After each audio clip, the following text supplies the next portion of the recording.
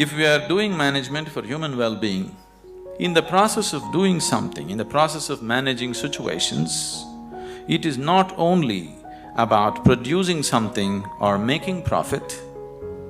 Human beings should rise to their full potential. If we manage a situation properly, in simple process of working, you and the people who are working with you should be able to raise to their full potential. When I say rising to full potential, not just work potential, but as human beings, they must be able to rise to their full potential. If people work together, then people should be able to rise to the peak of their love, peace, compassion within themselves. If this doesn't happen, then it's bad management, because all management, the basic intent is human well-being. If that is not happening, you're just producing something, you're making little profit, but human beings are getting broken in the process, it doesn't mean anything.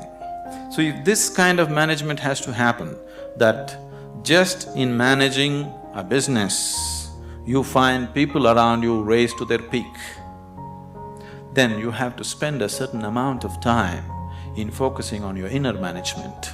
If this doesn't happen, you will only manage situations by accident.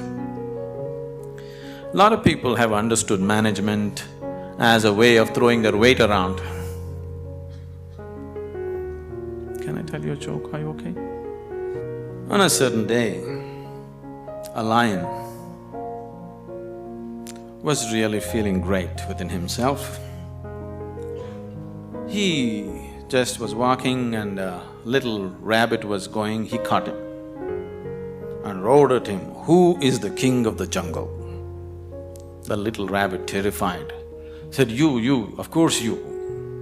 He let him go, swaggered around a little bit.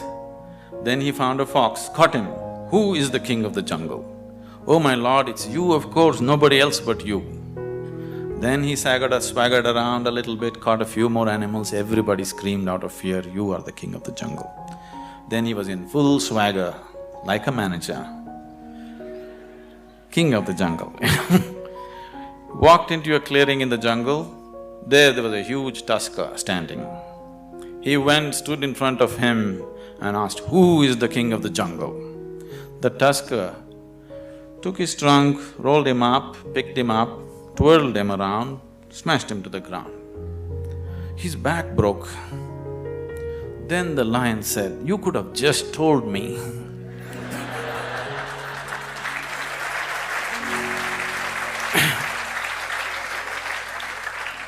But the tusker said, "You see, I had to make my point." So, a lot of people generally are thinking management means just throwing their weight around. Throwing your weight around is not management, any fool can do that. If you manage a situation, not just things happening there, people should feel elevated just being in that space, otherwise it is not management. Above all, if you go to a place and you manage a situation, you must feel wonderful being there. If that doesn't happen, you are not a good manager. So if this has to happen, you need an inner dimension. When I say inner dimension, what is inner dimension? When I say inner, I'm not just talking about the body or the mind, because both this body and mind you gathered from outside in certain ways, isn't it? For example, this physical body, when you were a child, this body was only this much. Now it's become this much. How did this happen? How did this happen? That's a question. How did this happen? You grew up, how did it happen, I'm asking?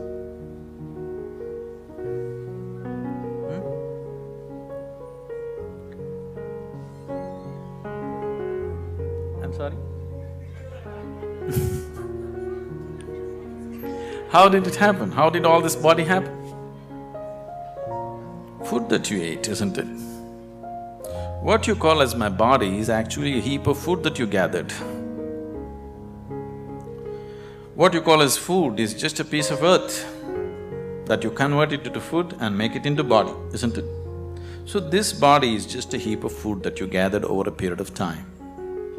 What you call as my mind is a heap of impressions that you gathered from outside. Now you have a heap of food and a heap of impressions. If this much gathering has to happen, something more than this must exist, isn't it? If you're capable of gathering such a large body and so much mind, there must be something more fundamental than this. But that never comes into your experience. You're just lost in these two heaps, trying to make some sense out of it. Now, as there is a science, as there is a management science for external well-being, there is a management for science for inner well-being. It is just that most of the time we have not approached it scientifically. We're just believing by doing something somehow everything will be okay. Right now, people are thinking by educating themselves they will live happily ever after, which you will discover after some time it's not so. By getting a job, they think they're going to be happy ever after, which you will discover it is not so. By making money, you think you're going to be happy ever after, you will discover it is not so. Somebody thinks by getting married they're going to be ever after, and they know it is not so. So, you're trying to somehow fool yourself into believing that by doing something everything will be okay. Though repeatedly it has let you down, still you believe that something else, some other miracle will make everything okay.